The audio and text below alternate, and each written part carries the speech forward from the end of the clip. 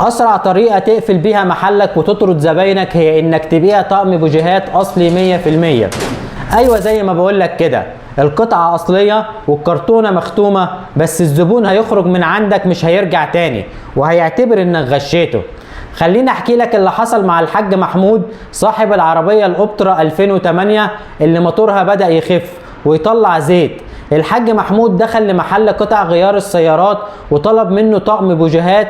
صاحب المحل فتح الكتالوج، طلع النوع اللي الشركة قايلة عليه، ايردوم الغالي، وباعه ب 1500 جنيه. بعد اسبوع الحاج محمود رجع شايط وبيقول له انت بعت ليه بضاعة مضروبة. الميكانيكي قال لي البضاعة دي تعبانة. المشكلة هنا مش في البوجيه، المشكلة ان صاحب محل قطع الغيار سأل السؤال التقليدي وما سألش سؤال حماية الدرج. ايه هو سؤال حماية الدرج؟ التاجر الشاطر قبل ما يطلع الكرتونة من على الرف لازم يسأل الزبون العربية عدادها كام وبتاكل زيت ولا لأ والموتور لسه زيرو. ده مش تشخيص عطل، ده تأمين لسمعتك وللفلوس اللي دخلت جيبك. الكتالوج بيفترض ان الموتور لسه خارج من المصنع مش ماشي 200,000 كيلو وبدأ يعرق زيت خفيف. لو الموتور حالته تعبانة وبعت ليه البوجيه الغالي اللي هو الايردوم اللي سنه رفيع، انت كده بتلبس الزبون في الحيط وبتخسر فلوسك. الزيت هيغطي السن الرفيع ده في يومين والكهرباء هتقطع والزبون مش هيلوم حد غيرك انت ويقول المحل ده بضاعته وحشة.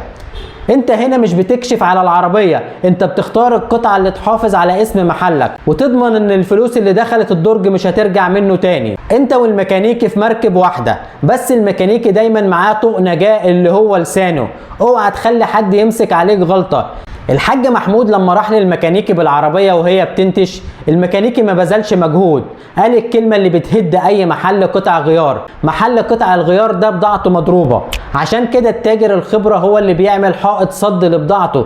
ولما الحاج محمود جالك كان لازم تقول له يا حاج موتورك خفيف، بلاش النوع الغالي ده، خلينا في النوع العادي عشان يستحمل الزيت وما يقطعش كهرباء. الجملة دي لوحدها ما بتخليش حد يمسك عليك غلطة والزبون يحس انك خايف على جيبه مش بس عايز تبيع اللي على الرف. اكبر غلطة بنقع فيها عشان نزود الرقم اللي داخل الدرج هي اننا بنقنع صاحب العربية القديمة يركب بوجيهات ايراديوم، بنقول له هتخلي العربية طيارة. الحقيقة انك كده بتموت الموتور مش بتريحه. المواتير القديمة ملفات الكهرباء اللي هي الموبينات بتاعتها مش متصممة للبوجيهات دي، والمقاومة بتبقى عالية والنتيجة ان سحب العربية بيبقى اوحش من الاول. هنا الزبون بيحس انه دفع كتير وما خدش حاجة، وده المكان اللي بتدفن فيه سمعة محلك. الثقة بتتبني لما توفر على الزبون فلوسه وتديله القطعة اللي العربية محتاجاها فعلا مش اللي سعرها اغلى. عارف الخطوط اللي بتبقى على جسم البوجيه البورسلين من بره دي مش ديكور، دي اهم حاجة بتمنع الكهرباء انها تهرب لبره. لو البورسلين ده جودته قليلة او فيه عيوب تصنيع مش باينة بالعين، الكهرباء بتهرب مع اول شوية رطوبة. الزبون يجي لك يشتكي ان العربية بتغيب في الدوارة الصبح وانت تمسك البوجيه تلاقيه زي الفل وشكله جديد. هنا بقى بيجي دور الافوميتر. الحركة دي هي اللي بتفصل بين المحل المحترف والمحل اللي بيمشي بالبركة. التاجر البرنس هو اللي عنده افوميتر ورا المكتب وبيقيس مقاومة البوجيه قدام الزبون قبل ما يغلف الكرتونة.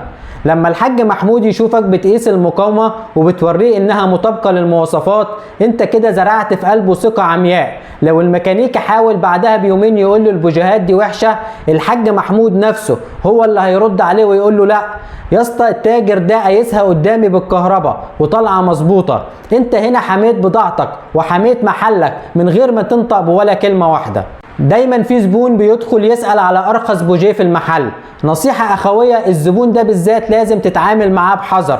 لو بعت ليه البوجيه الرخيص وبوظ له الموتور، هو اول واحد هيعمل لك فضيحة في المنطقة.